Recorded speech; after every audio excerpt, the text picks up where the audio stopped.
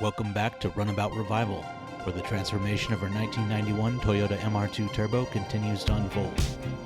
In this episode, we're continuing to tackle a critical aspect of engine performance and reliability, the cooling system. Today, a brand new radiator and fan shroud. This is Runabout Revival. Okay, gonna do an update. I just realized that after a couple days of filming, getting ready and all this stuff, that I actually filmed this in 1080p and not 4K. So I just made the switch. I was offloading videos from my phone. I was like, man, these didn't take up very much space. That would be why. Well, hopefully this is a little bit better image.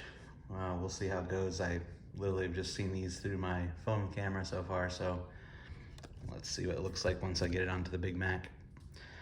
Anyway, probably looks a little different in here since the last video. Opened some things up, getting quite a mess going now. Clean garage is getting less clean. Put the car up on jack stands so I could get under there to remove the J-pipe and the last bit of the radiator hose. I was able to pull out the bolts for the J-pipe. Still actually, you can see it sitting in there. Let me get my finger on it. That pipe there. But there's a little bit of radiator fluid in the bottom of the pipes. That's the lowest point on the car. So I gotta drain that out.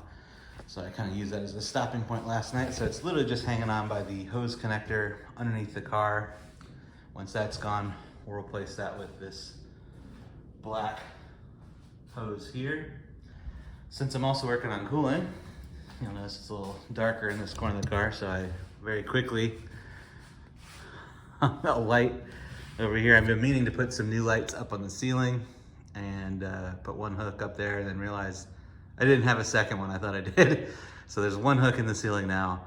I need to go to Home Depot, grab another one, but this works for now.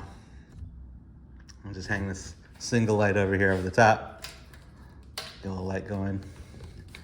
I didn't spray out the inside of this compartment because there's some electrical that's exposed. So I'm gonna have to hand clean up here. Lots of spider webs. I don't know if those are picking up on camera, but I think it's covered in a nice layer of dust and a little bit of leaf debris and things like that. So we need to get this cleaned up. But the reason I opened this all up and I squirted some WD on these to break these 4 nuts loose last night.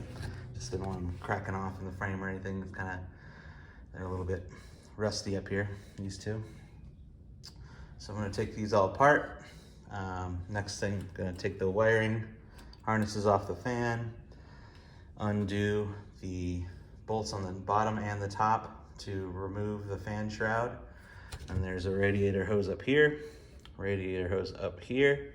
I'm gonna pull off the old rubber hoses on both of those, take this old radiator out, put the new one in. To drain the radiator, we have this here, this opening covered in dust and stuff.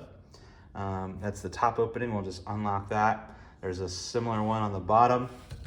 And actually I'm gonna use the hose under the car to drain out most of the radiator fluid.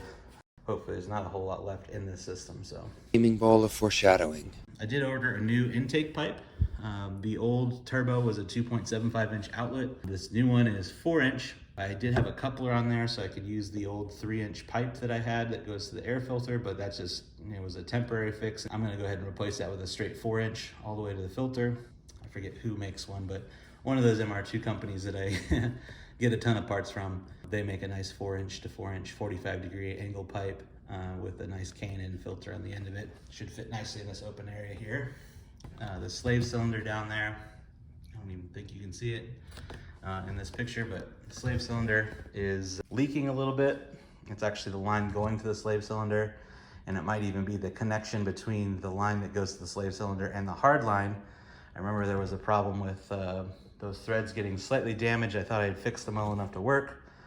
However, when I was looking under the car after it's been sitting for years, there was definitely some liquid coming from that joint there. That could be why the pedal was sticking down. I think that there's an air gap, potentially leaking fluid out right there, so that's not gonna work. Gonna have to replace that hard line, but I did already get a new flexible line here to replace it, as well as also stolen last time I used it many years ago on this car was my vacuum to pull pressure out of the brake line and clutch line. Those were stolen years ago and never seen nor heard from again. It's 100+ degrees out here, so I'm gonna get out of the garage, go back in the AC. It's so hot right now. And we'll pick this up later. All right, well, I'm underneath the car. You can see, this is the front end of the car here. I was gonna undo the bottom of the radiator here. First off, I got down here and this wire was actually tucked up under here. I remember that last time I was ready to start the car as is with the old AEM EMS system, there was problem with the radiator fans going on, and I see why now, because the sensor cable is literally cut. So we actually wired a new solenoid up here to manually control this fan, but I see now why that sensor wasn't working. Anyhow, I guess I can go back and undo that now and use the factory stuff since it is here, but I definitely need to fix this, so just that. Underneath here, there are four,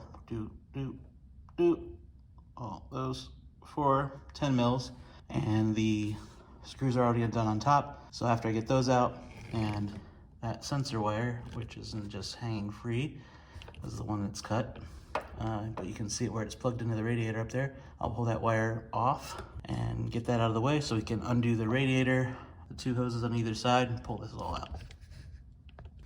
I'm just taking those bottom fans off. You'll notice a lot of these heads here, about half of them popped off. They're just rusted through little screws, but this actually made it easier to get it off. I'm not reusing any of that stuff, nor the hardware, so it doesn't really change anything for me. Quick update, got the straps off, sensors disconnected, all the electricals out. You can see down there potentially there's the fans are off. They're laying on the ground down there, as well as a ton of dirt. So I'm gonna try to do a little bit of a cleanup at least on the ground so I can continue working under there. Pull this radiator out after I get the hoses off. The clamps are all pointed down, so I have to get at it from the bottom with my new tool. Harbor Freight tools, they work good until they don't. Ouch. So I got that radiators off. That one I was trying to pull off.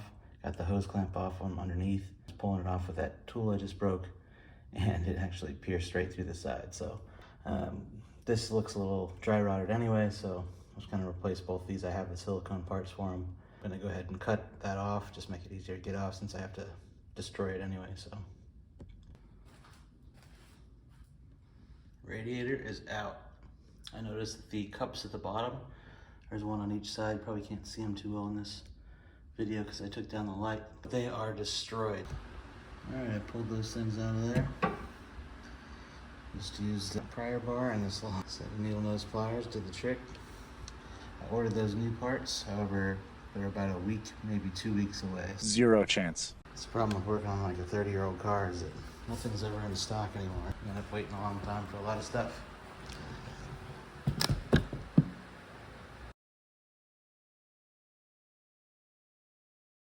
I got the new 3/4 inch pipe, 19 millimeter on the inside diameter, as well as got the male-to-male barb connector, 19 millimeter from Pegasus.